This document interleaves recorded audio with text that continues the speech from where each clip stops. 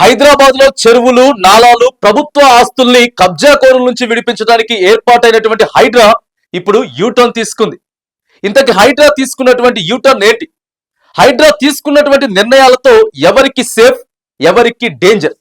అయితే ఇప్పటి వరకు కొందరి పేదలకు గూడు లేకుండా కూల్చేసినటువంటి హైడ్రా అనుమతులు సైతం తీసుకొని నిర్మించుకున్న సామాన్య ఇళ్లను కూల్చేసినటువంటి హైడ్రా ఇప్పుడు ఏం సమాధానం చెప్తుందని బాధితులు ప్రశ్నిస్తున్నారు.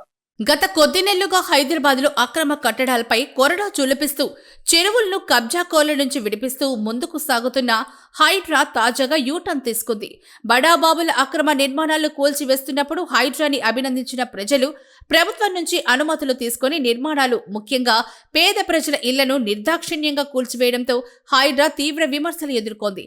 దీంతో హైడ్రా చర్యలపై వ్యతిరేకతను అధిగమించేందుకు ప్రభుత్వం ప్రయత్నాలు మొదలెట్టింది. అక్రమ నిర్మాణాలపై హైడ్రా కమిషనర్ రంగనాథ్ కీలక వ్యాఖ్యలు చేశారు.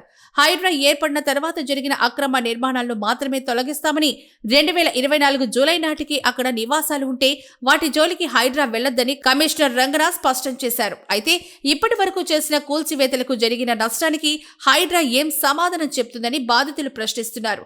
అక్రమ నిర్మాణాలను కూల్చితే సరే, కానీ జీహెచ్ఎంసీ, హెచ్ఎండిఏ, డిటిసిపి లాంటి ప్రభుత్వ సంస్థల నుంచి అనుమతులు తీసుకుని నిర్మించిన ఇళ్లను సైతం హైడ్రా కూల్చి కొందరి సామాన్యులకు గూడు లేకుండా చేసిందని బాధితులు అంటున్నారు.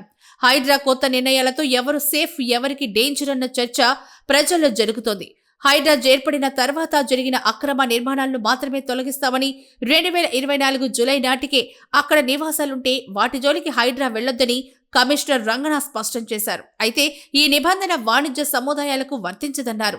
ప్రభుత్వ విభాగాల అనుమతులున్న నిర్మాణాల జోలికి కూడా హైడ్రా వెళ్లొద్దని రంగనాథ్ క్లారిటీ ఇచ్చేశారు. బిల్డింగ్స్ అంటే చాలా పేదవాళ్ళు, మధ్యతరగతి వాళ్ళు చాలా మంది గతంలో కట్టుకున్నటువంటి ఇల్లులు ఉన్నాయి. అవి పర్మిషన్స్ ఉన్నా, పర్మిషన్స్ లేకున్నా కానీ వాటి జోలికి హైడ్రా వెళ్ళదు. బట్ ఇక మీద అంటే హైడ్రా ఫామ్ అయింది జూలై 2024. ఆ తర్వాత ఏమన్నా స్ట్రక్చర్స్ వస్తే కనుక, అది పర్మిషన్స్ లేకుండా ఉంటే కనుక డెఫినెట్గా వాటి మీద ఖచ్చితంగా హైడ్రా యాక్ట్ చేస్తుంది. పర్మిషన్స్ గతంలో తీసుకున్నటువంటి పర్మిషన్స్ ఏమైనా ఉండి దానికి అనుగుణంగా కడుతుంటే కనుక దాని విషయంలో కూడా హైడ్రా డెఫినెట్గా గతంలో పర్మిషన్స్ని ఆనర్ చేయాలనేటువంటి ఏదైతే ప్రభుత్వం తీసుకున్న నిర్ణయం ఉందో దానికి అనుగుణంగా యాక్ట్ చేస్తాం.